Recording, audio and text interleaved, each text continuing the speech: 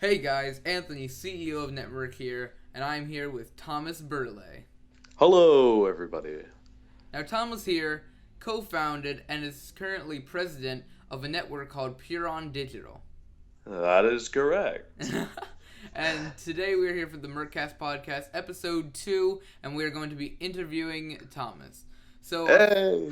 our first question of the day is what have been your experiences on YouTube? What are your origins?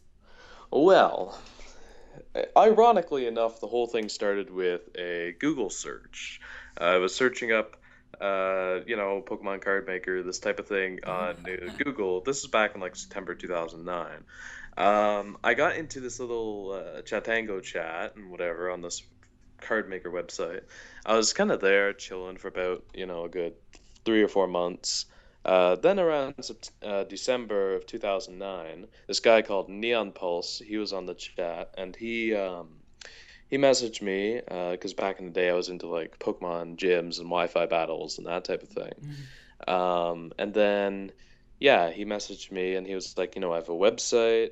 You want to sign up there and whatever. And I was like, okay, sure. I'm always looking for competitive battling, that type of thing. Back in the day, I was very competitive in Pokemon. But yeah, so that was the thing. I joined the website there, worked my way up to moderator of the site, and then eventually, I met a guy named Jason on there. Same Jason that's in Puron right now as my vice president of now public relations. Um, so that was the thing. And then around March, I believe, of 2010, February or March, he started up his own YouTube channel. And then I decided, hey, he's making a channel, I'm going to make a channel. And so I did. Again, uploading Pokemon content, this type of thing. Uh, Him and I started competing. At first he had 50 subs, I had 50 subs, he had 100, then I had 100.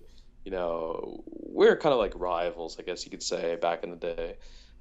And then that was fine. That went on until like July, until we were both at like 200 subs.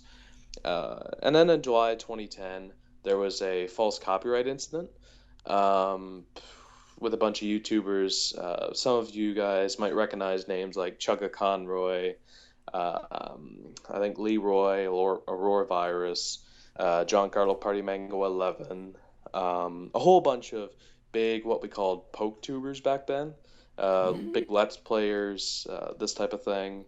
And that's where I started getting involved in the YouTube community.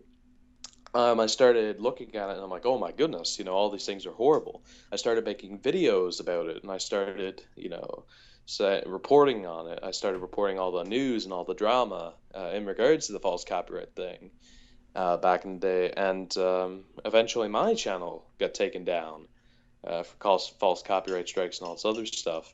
Um, and then it came back up, and then it got suspended for some other reason, which I don't know why, but whatever. Um, yeah, just randomly, and YouTube still hasn't told me why, but anyway. Yeah, that was a thing. And then yeah, I got involved in the YouTube community. I started up a channel called Master Galaments right around October 2010, I believe. Yeah, October 2010. I started up a channel called Master Galaments since I had lost my first channel due to all the drama and all the suspensions and whatever. And I actually had become pretty involved in the Let's Play community back then. I had grown a decently sized channel and a decently sized fan base, and I had a lot of connections with like 2 or 3 thousand subscribers, 10,000 subscribers, whatever. And I built a second channel. It instantly got famous. Within a couple months, it was at 1,000 subscribers. Eventually, in like August of 2011. It kind of peaked at around 1,700 before I turned it into a community channel. Now, when I turned it into a community channel, that's when things really got interesting. That's where I started becoming friends with Tom, who is now the COO of Puron, and I started becoming friends with a lot of other people.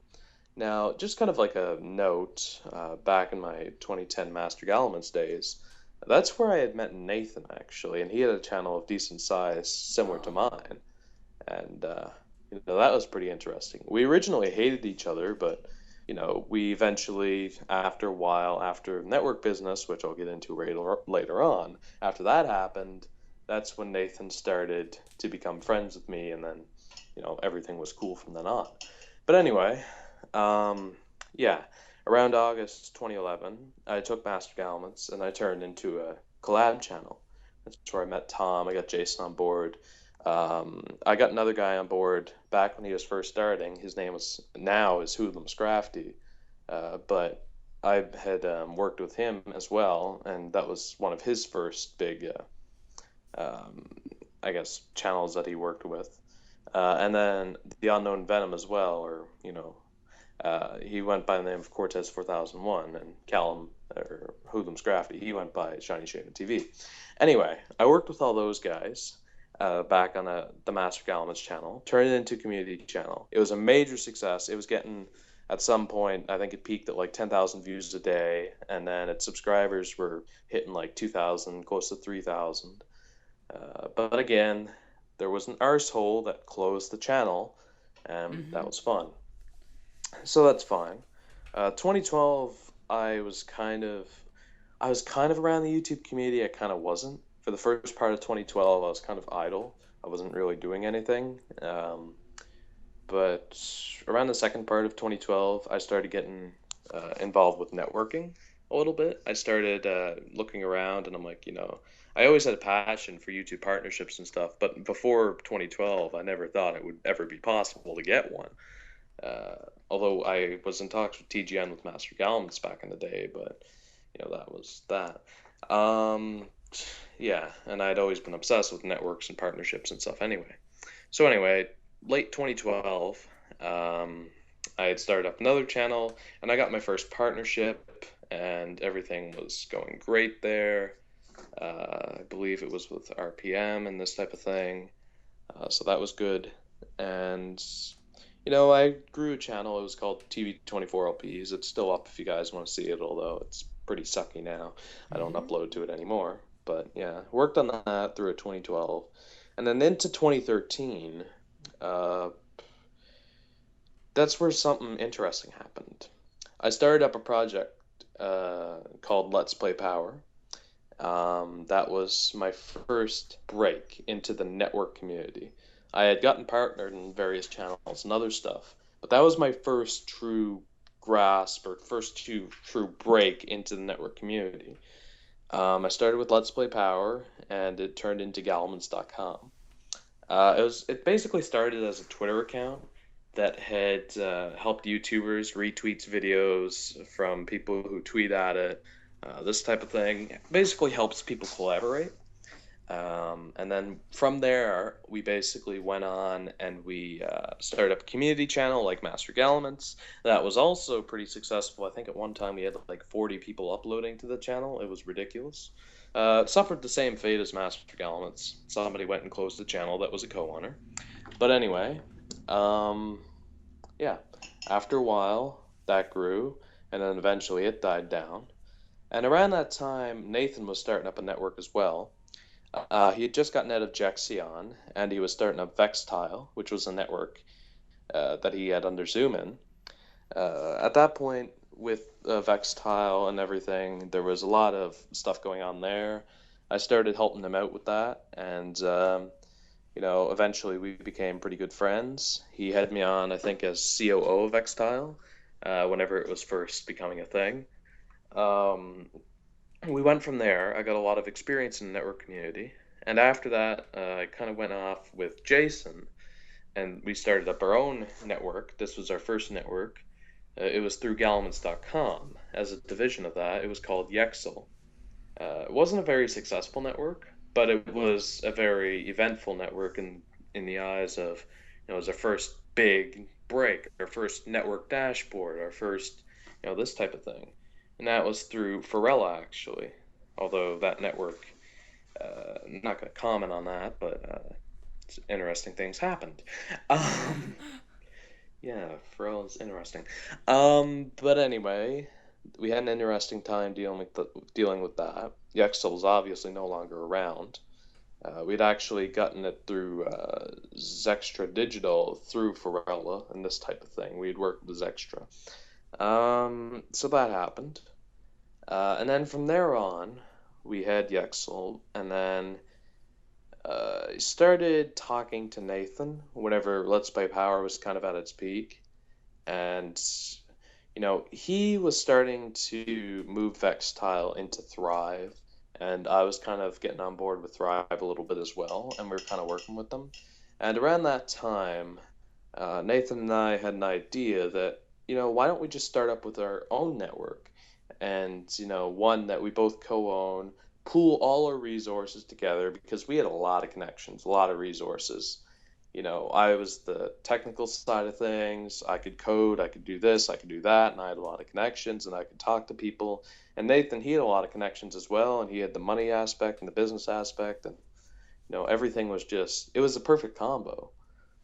So we teamed up, and yeah, we started up Puron in March of 2014. We were actually talking to George a bit before then when he first started Freedom. And at that point, George wanted us on board. We had called with him a couple times, and we got our network set up. And yeah, from that point on, we just worked on it, invested a lot of money into it, a lot of time into it. And over the course of about a year and a half, Puron's grown to where it is today. I guess that can basically summarize my experience in the YouTube community. Um, Basically, I've been in it for well over 5 years, um, and I've always been watching videos and stuff on YouTube even before then. I started watching YouTube videos around 2007, 2008, but I wasn't really very involved with it until 2010, whenever Jason made his first channel. So, yeah, I guess I have to give huge credit to Jason, one of my staff, for basically being one of my first internet friends and for, helping me to start a YouTube channel and inspiring me to, because he was the man that did it. So he made his channel and I made mine, and here we are today with Yeah. me sitting here on a big network with 500 million views. Yeah. It's funny how over the course of like 5 years, something can escalate so quickly. It's, Yeah. yeah, it's crazy. How things But can just anyway, change and, become something bigger and bigger.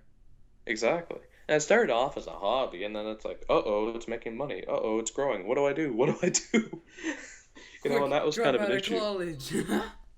Yeah, yeah. It was a bit of a struggle, though, dealing with that and IRL stuff. But, Yeah, yeah. Anyway, we've spent lots of time we did. on that We question, just spent so 12 minutes. there you go. All right, It's so it's a pretty big question, though, anyway, yeah, so... I'm gonna kind of cut the second question in half. It was originally what is Puron Digital, but you kind of just said what it was. Kind of, it's your network currently. Well, I could explain it a little further, but... You go to their website. Yeah. uh, so how is Puron related to Netmerc? Well, Puron is basically the network provider for Netmerc. We're kind of like the middleman between MCN Freedom and Netmerc. The way that works is Netmerc applied to us to become a network, and then from that point on, we accepted them, we worked with them, and we got them set up with a dashboard, with web hosting, this type of thing. Yeah, basically we provide the network for Netmerc. That's a bit of a Mhm. tongue twister. It Network for is Netmerc. always a tongue twister Oh, it gets me. every time. There's even times I've started saying Netmerc for goodness sakes. But yeah, It's catchy.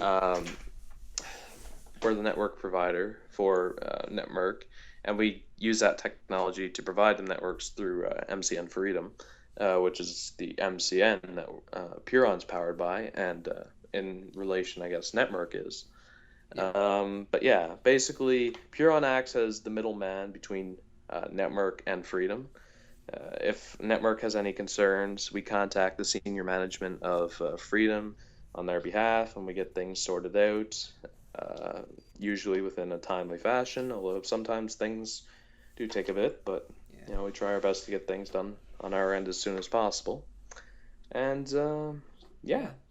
basically like the middleman, I guess you could say. So if you want to And explain that simpler, basically Freedom is the big MCN, which means multi-channel network. So they're a real network. They signed the Google contract and everything. And under Freedom is Puron as a sub-network, just a network powered by Freedom. And then under Puron is Network as a sub-network of a sub-network. you've basically explained it all right there, man. Yeah. That's how it's set up. Yeah. So yeah. And we're kind of like the middleman. Yeah. So yeah. So basically, the third question is, what have been your experiences with network? How did we first approach you and stuff, and what was your experience with the interview? Well, I have to think about this one a little bit. That was a while ago. Yeah, it was quite a while ago. 4 months ago, 5. I don't know. I don't know. I know it was early 20. What year are we in again? 15. 2015. What year are we in again, guys? Put it in the comments. Oh god. Yeah, early 2015. You guys applied to us to become a network. Um, I remember getting added into a group with you and one of your co-owners at the time, or staff members or whatever. I'm not gonna name them, but yeah. It's still our Um, co-owner. It's Quinn. well, it was Quinn, and then there was another guy. Oh, there's another guy. You know, Yeah. you know The who. other guy. Yeah, we're not gonna name him. Yeah. Anyway, Onion. so that was interesting. I remember having the call with you guys. I talked to Quinn, I talked to you, Anthony, and I think Alec, or he might have been there as well at some Yeah. point. I don't know. No, I don't know. But anyway, yeah, I remember having a call with you two anyway, and the other guy, and yeah, that was the case, and we got you guys set up. I remember that your proposal was pretty well done, from what I can remember from it. I don't really remember too much, but I remember it was a pretty good proposal, and you guys had lots of ideas, and that's mainly the strong point that got you through. And then whenever I called with you guys, I kind of presented yourself that, you could run a network and you had great ideas. And I decided, well, I'm going to give these guys a chance to prove themselves, and you guys did, and I'm happy that you did. I got you set up with hosting and stuff like that, and yeah, you guys did pretty good from there on. I, It was, I remember yeah. you guys asked for a business plan type thing, what are you gonna do with your network? What's gonna happen in 4 years? Where do you see it? Blah, blah, right? And Yep. I gave you the one from Actifin because we were under an Actifin before you guys. So I gave you Yeah. the one from Actifin. You guys were just like, we can't accept this. We need our other one. I was like, oh, okay. And I had to do the entire Yeah, thing. oh yeah, that was you guys. The Aspen plan. Yeah, there's a certain structure that the network plans Yeah. have to be in, and there's certain questions. But yeah, once you guys resubmitted it, though, I'm pretty sure it was all fine and Yeah. dandy. Yeah, Uh, yeah, but yeah, overall though, I've had a pretty good experience working with Network. There's they're probably actually one of the closest networks I have worked with. Not being biased, but I'm just telling it the way it is. I've worked with Network quite a bit, yay. helping you guys out, however I can, and yeah, it's a pretty fun network to be working with. Actually, you have the staff chat and the partner chat and different stuff, and yeah, it's a pretty fun little network to be with. It really is. I recommend that anybody looking for a decent network, A decent decent network. network. Ah, a decent network. Join Netmark. If you're looking for a decent network, join Network. The logic in that. Yeah, because there's Okay. multiple networks, huh? But yeah. So question number 4: what would be your ideal network, and what should networks tend to not do? Well, this should be a fun one. Okay. Jeez. All right. Wait. Could you repeat that again? What would be your ideal network, and what should networks not do? What would be my ideal network? Well, I've got quite a vision for what an ideal network should be. A vision in my head. Yeah. An ideal network, from my perspective, should be one that focuses on helping people, on collaborating with the community, and just doing things that interact with their content creators and help them grow. Like, for example, I'm just going to throw a few things out there. You have a dashboard with a built-in support system, that helps them out.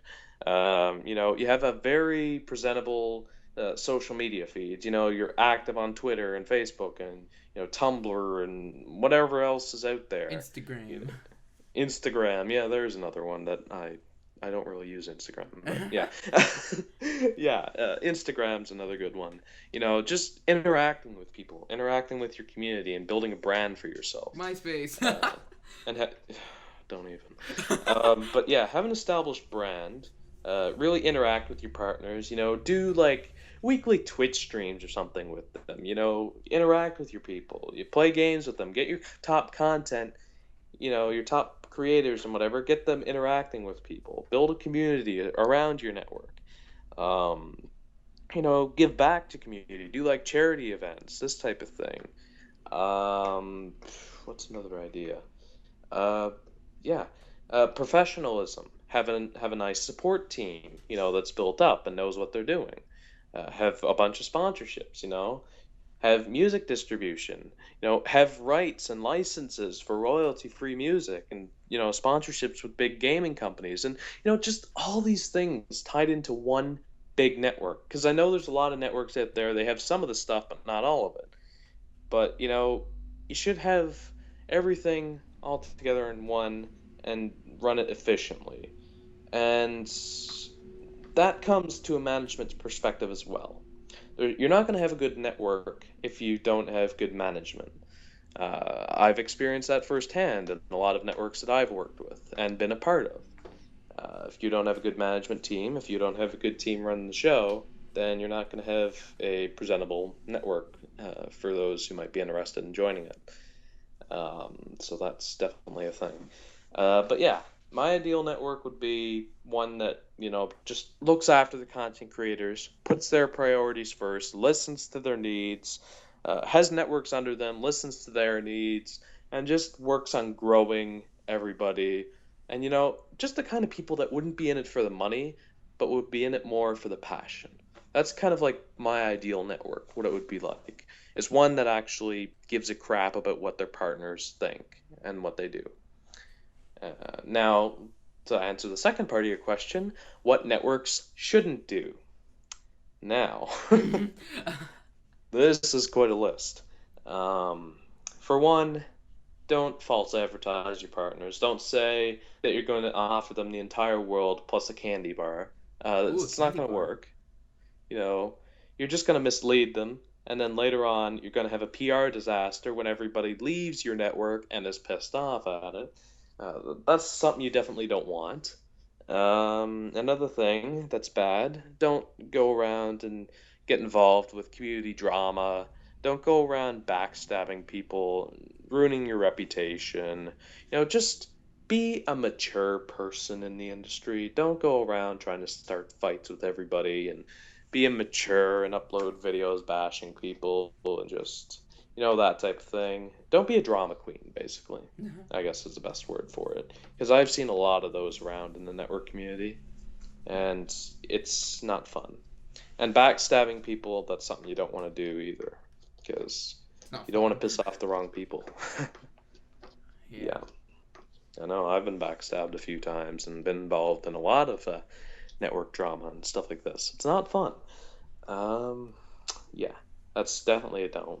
Yeah. Another thing, don't have garbage graphics. Like, don't present yourself in a bad way. If I'm looking at accepting a network and I see that your graphics were made by a 2-year-old, In I'm paint. gonna deny you. I'm just gonna put it right front and center.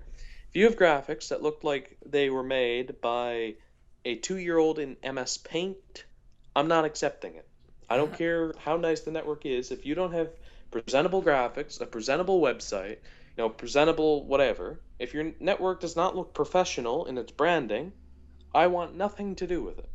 I'll just say to that add point blank. just to add something, I'm uploading the video right now as we're talking about graphics. I'm putting up the video right now. It's uploading about Network's new branding.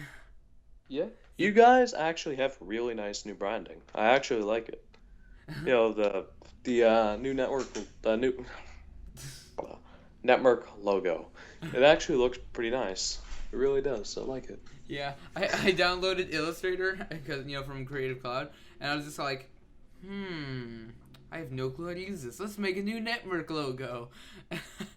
In like 2 hours or something of just like fiddling with it, I got that logo, and yeah, it came out really good.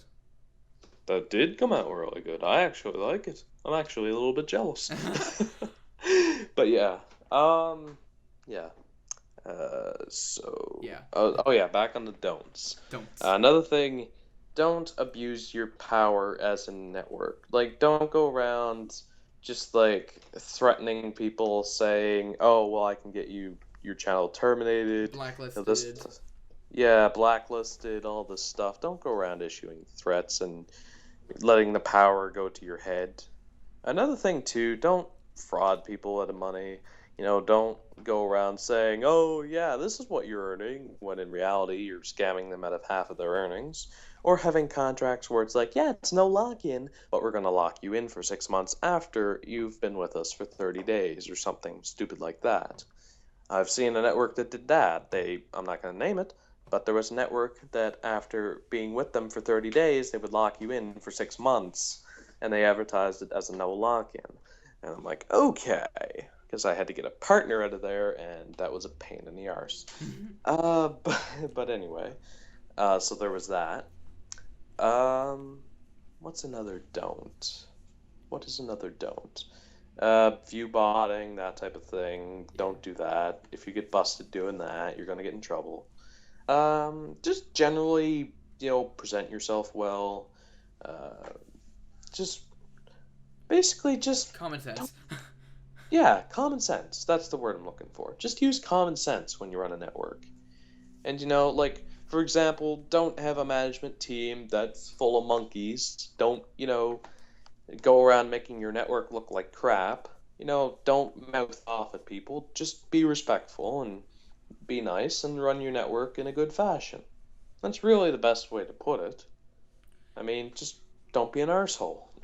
Sorry if I use that word, but yeah.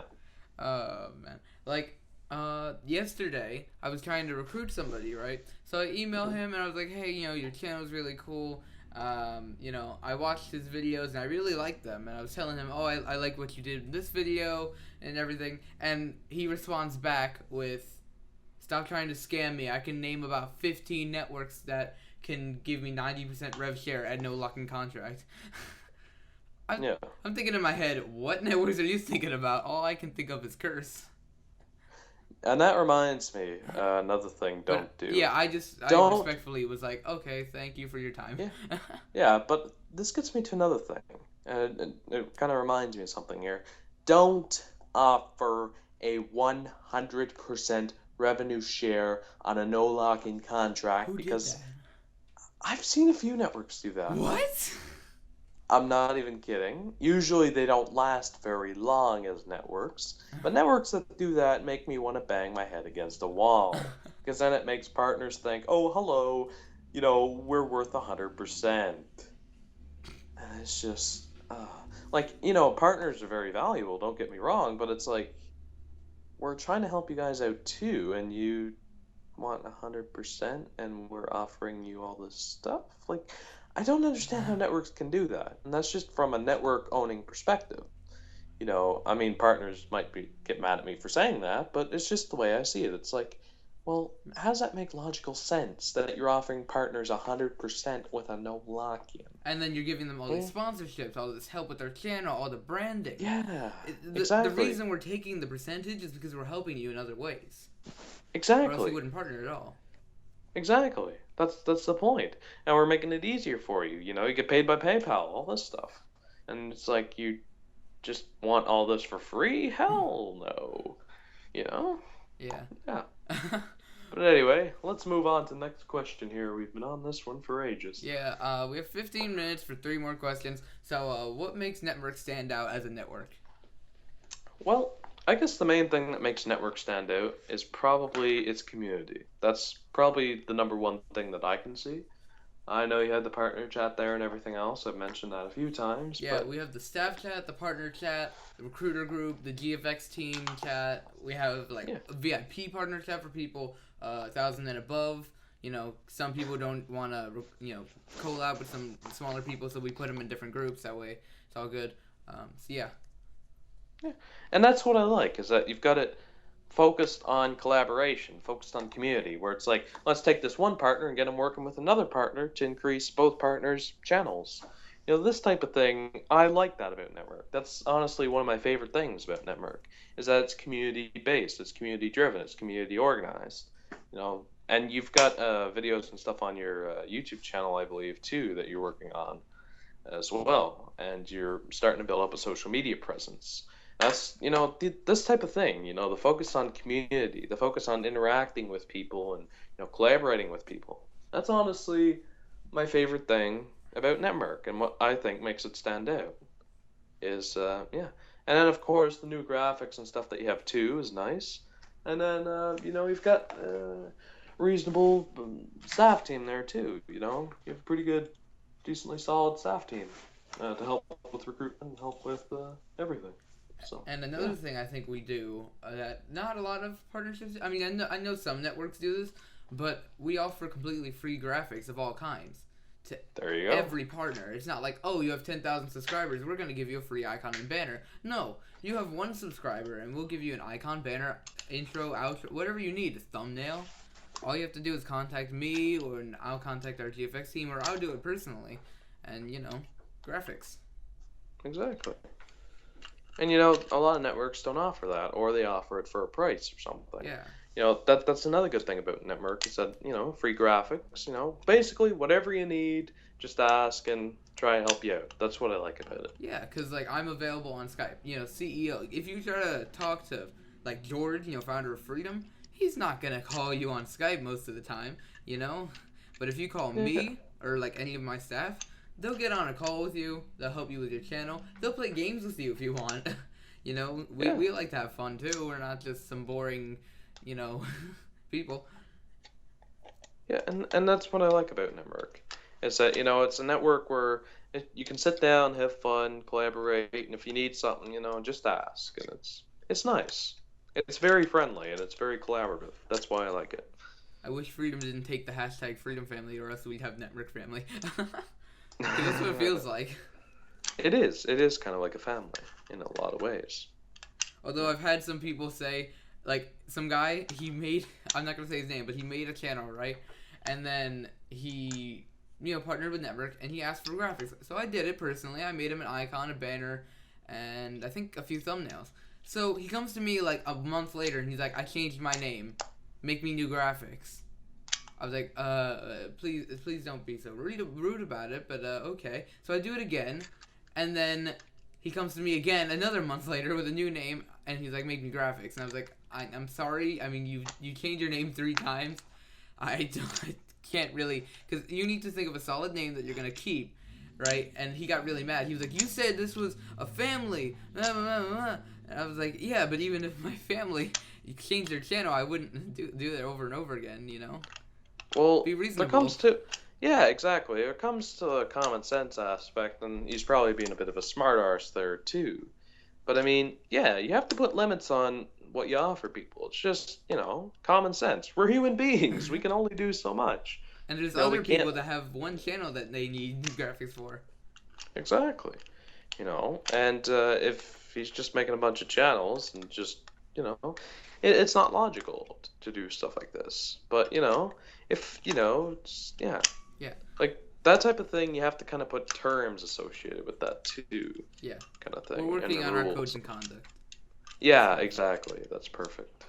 We're going to have that up soon, hopefully. We're working on that with our CFO. Awesome. So, number 6, we have 10 minutes left, so, 5 minutes per question or something, what I mean. What can Network do to make it a better network? You always get stumped on this question. Yeah, you guys are doing a lot of stuff right now, from what I can see.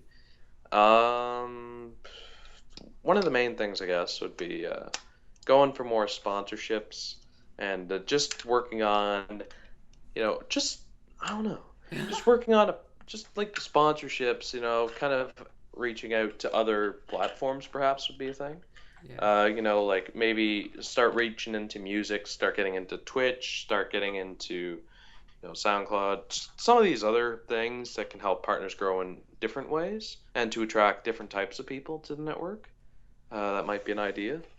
Uh, other platforms, other social media, perhaps. There's not really a whole lot I can say to help improve network, to be fair, for the size that it is right now. Besides, I guess, just reach out to bigger audiences and different types of partners and different types of creators, and try and attract them to the network. You know, and try and link up sponsorships with other companies like hosting companies and this type of thing, and companies that give gaming gear or that offer royalty-free music or stuff that helps make network stand out from all the other networks besides just the community aspect of it, if you know what I mean. Actually, Netmerc has 12 other sponsorships other than just the Freedom ones. Oh, And really? yeah. Oh, I didn't know all this. Sorry about that. And yeah, we Oh, have music sponsorships. We've got controllers, gaming gear, many different other things. But we're also working on actually. I mean, nobody knows about this yet, so I guess I'm gonna have to say it now. Little hint to the future. Network is actually working on a new dashboard too. oh, really? Yeah. Awesome. Yeah. So yeah, we're working on that. That way, we can actually include our sponsorships in the dashboard. And another idea for that too, for the dashboard, as well as to build a support system as well that's Yeah. accessible through your website and runs through the dashboard in kind of like a ticket fashion, if you know what I mean. Yeah, in the So, dashboard we're working on it, but we have like the basic outline out. So I okay. know one of the pages because I made the outline. One of the pages I can talk about is like collab club. I think we called it. We might change that, but we have it's basically a big global chat. So then we won't have to have use Skype chats. You can just go on the dashboard and chat with everybody. Uh, we'll have that. We'll have forums. Ticket things. Place to apply for the sponsorships, like the free graphics, and just there's a lot of stuff that makes it easier rather than just add us on Skype. What if you don't want to use Skype? What if you don't want to give away your Skype? It's just in the dashboard. We'll have Exactly. we'll have things kind of like Viso Catalyst that like TGN offers and all of Maker stuff. They have this thing where it allows you to put up like request type things, and it's like, hey, I want to collaborate Gmod. Who wants to join me? And then you can just click, I want to do that too. Here's my details. Let's collab. And or anybody want paid work? I can do icons and banners, and then people would be like, hey, I can afford that. Bam. We're gonna do something like that too. That's awesome, man. Yeah. But we only have one coder working on it, so it's taking him a little bit. But yeah, so that's what we're doing. That sounds awesome. Yeah, that's my little announcement to that. I've never told anybody about that yet. Yeah. Um, Well, I'm glad to hear about that, though. That's actually a pretty good thing. All right. So, what's the final question in the interview right now? yeah, and if we have extra time after this question, then we can actually go into what is pure on digital. But Yeah. number 7, where do you see Netmerc in the future? In the future, where do I see the network? That's actually a very tough question because it depends what direction that you guys want to take it.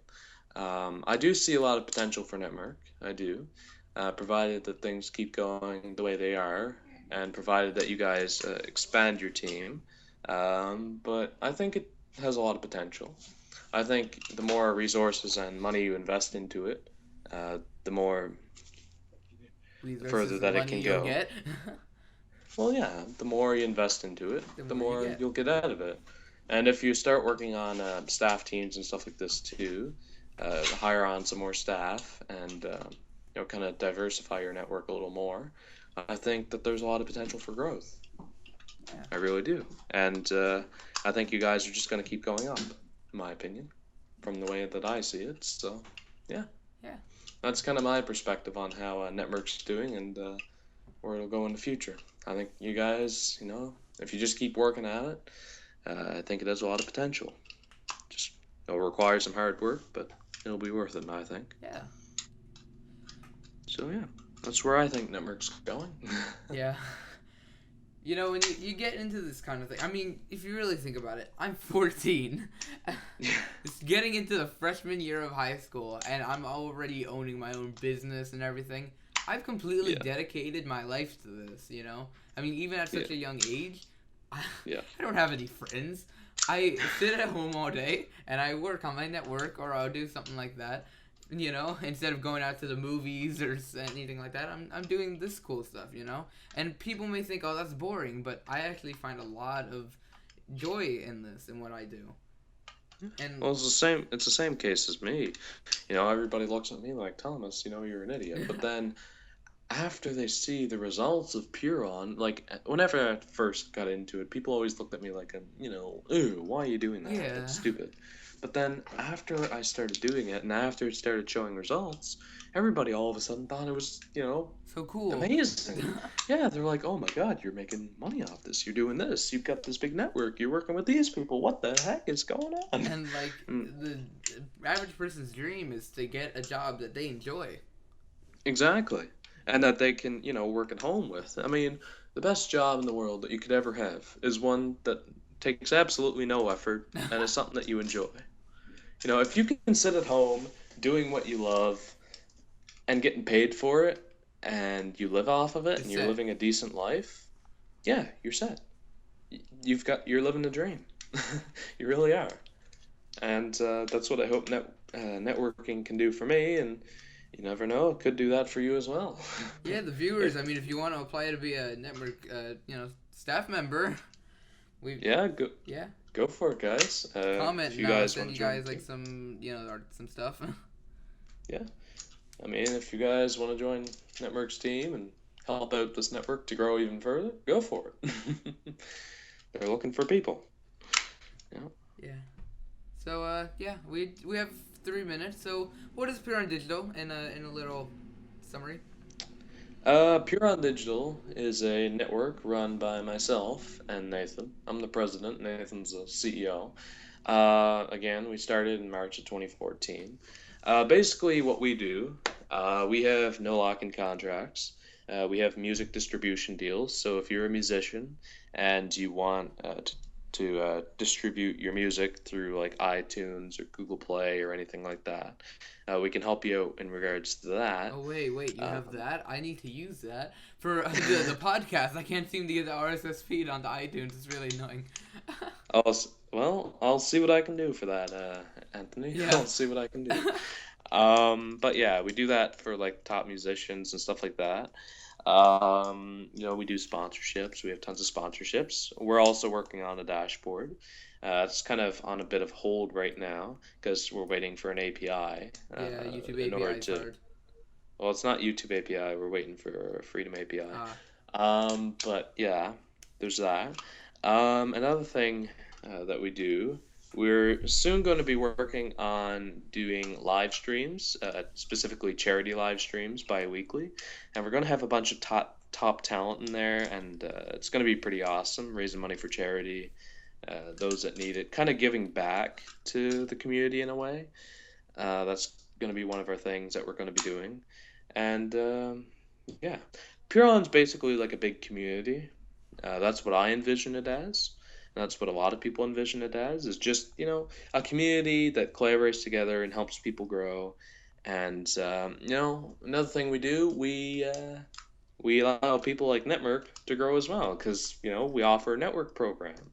If you want to become a network like Network, join us. We can set you up. We can get you guys a network under us if you have a business plan that is on par and provided one of your co-owners is 18 and this type of thing, as long as it meets all the requirements that we have, and we'll have a document attached to the network proposal, then yeah, you can start up your own network. If you want to be like Network, then found a new network. yeah, and at some point, network will be able to have sub networks. At some point. Yeah, potentially, yeah. It is a possibility. I'm not gonna elaborate into it right Yeah. now, but you never know. Sometime in the future, You never know. Yeah. And 5 seconds on the clock, whatever. But I just want to say to the peeps that I actually met Nathan in person. Yeah, he did. I, PAX East. I remember you telling me that. I saw him. He was tweeting at me. The funniest thing, I didn't even like check my Twitter at all. My phone was just in my pocket, and I didn't even notice because it was loud. But he was tweeting at me, so I checked my phone because I was just standing online, right? And I get this tweet from some guy named Nathan, and I'm like, oh hey, who's this guy? And then it's the CEO of Huron. I was like, oh yeah, that Nathan. I've never like talked to him before. And he was like, oh, I'm at PAX. Where are you? Well, that's me. I was like, oh sure, I'm over here. And originally there was 2 people in his profile picture. And I was like, wait, which Nathan's which? Is it that guy or is it that guy on the left? Like I didn't know which one to find. So I finally saw him and he came up to me and yeah, I met Nathan. It was cool. That's awesome, man. Have you ever met Nathan in person? No, I have not. I've not met any of the Puron staff, actually. Maybe next year at PAX. Sometime I do want to go to PAX. I'm not sure if I'll go 2016, but I want to, if I can. Yeah. I'll see what I can do. I might go to PAX. We'll see. And I could see you. Exactly. Because I go to PAX East every year now, so. Yeah, I might go to PAX East sometime. All right. Anyway, I guess that pretty well wraps that up. Well, that's the end of this podcast. If you're watching this on YouTube, then leave a like. Comment maybe some questions you want us to ask the next person, or other people you want us to put on. Like a partner, which is what we're probably gonna do. We're probably gonna have a partner come on next time. And yeah. Subscribe to the network channel for some more updates and different tips to grow your channel. Soon we'll be starting our shout out thing where we'll be shouting out some good partners of network, and yeah. Yep. And we'll see you guys later. Merc out.